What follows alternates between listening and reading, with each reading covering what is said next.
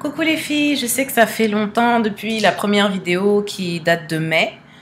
Donc ça date de ma première pose des cheveux SRH. Donc là j'ai fait une nouvelle pose et j'ai fait une nouvelle expérience. Je me suis coiffée il y a 2 jours et j'ai fait donc un tissage invisible, comme on appelle en France un tissage américain. Donc vous voyez, il y a l'arrêt sur le côté. Donc je vais vous rappeler la taille des mèches que j'ai. Donc en bas j'ai 1,18. En bas j'ai 1,18. Au milieu 1,16 et au-dessus un demi de 14. Donc j'ai 2 boules et demie en fait. J'aime vraiment l'effet naturel. Vous pouvez mettre 3 boules si vous préférez, mais 2 boules et demie pour moi c'est assez, c'est entre les deux.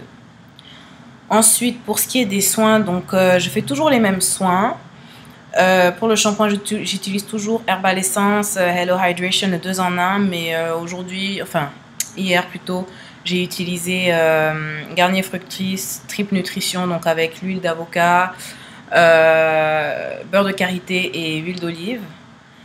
Pour l'après-shampoing, j'ai changé, j'utilise maintenant le Petit Marseillais, donc au lait de karité et au miel. Laisser agir 1 minute sous la douche et démêler, ça c'est une texture très agréable. Pour le masque hebdomadaire que j'ai fait également hier j'ai fait la totale hein, parce que je n'avais pas traité les mèches depuis mai quand je les ai enlevées. Donc c'est pas bien, il faut les traiter quand même, même si on les met pas pour garder la texture. Mais bon, la texture est toujours la même, hein, donc c'est là qu'on voit que c'est vraiment des cheveux humains. Parce qu'ils n'ont pas changé de texture, ils ne se sont pas asséchés, non. Mais j'ai quand même préféré faire un soin complet. Donc le masque nourrissant que j'utilise, c'est de la même gamme, le Petit Marseillais. Au beurre de karité et au miel, ça nourrit et répare le cheveu. 3 minutes sous la douche. C'est une texture vraiment crémeuse. Voilà. C'est vraiment une texture crémeuse, ça sent vraiment super bon. Et ça n'alourdit absolument pas le cheveu. Donc je vous conseille fortement cette gamme, c'est une bonne gamme, le Petit Marseillais. Je vous avais parlé également du sérum que j'utilise tous les jours, à tous les 2 jours. Donc c'est de Garnier Fructis, double soin.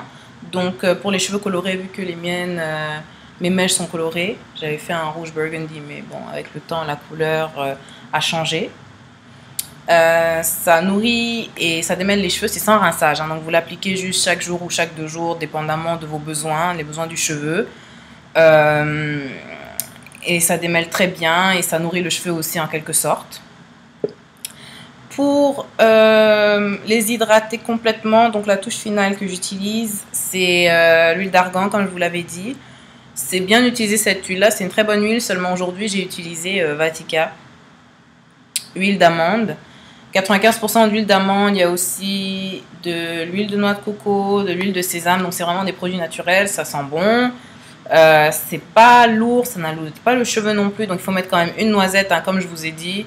Une noisette, on met sur la main et on applique sur les cheveux, on divise les cheveux en deux, on applique. Donc ça ajoute une petite brillance aux cheveux, donc ça les nourrit aussi d'une certaine manière.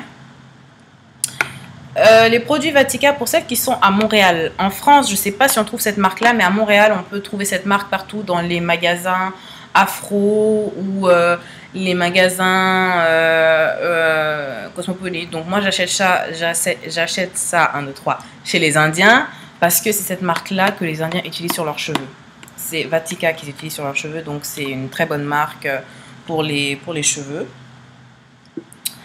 Ensuite, donc je vais vous parler maintenant de la coiffure. Alors, je sais qu'il y a beaucoup de filles qui hésitent encore à faire des tissages invisibles parce que, évidemment, avant de faire une expérience, on se renseigne, on voit de quoi ça a l'air et tout. Et franchement, sur YouTube, les résultats souvent sont décevants parce que soit l'arrêt est trop large, soit on voit la couture, soit ceci, soit cela.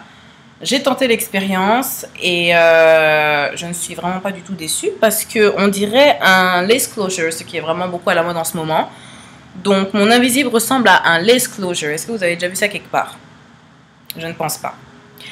Donc le salon dans lequel je suis allée, pour celles qui sont à Montréal, je suis allée au salon de coiffure MBC Coiffure qui est sur le métro de la ligne bleue Snowdon. sur Queen Mary, c'est juste en face du métro, vraiment facile d'accès. Donc c'est là-bas que j'ai fait ma coiffure.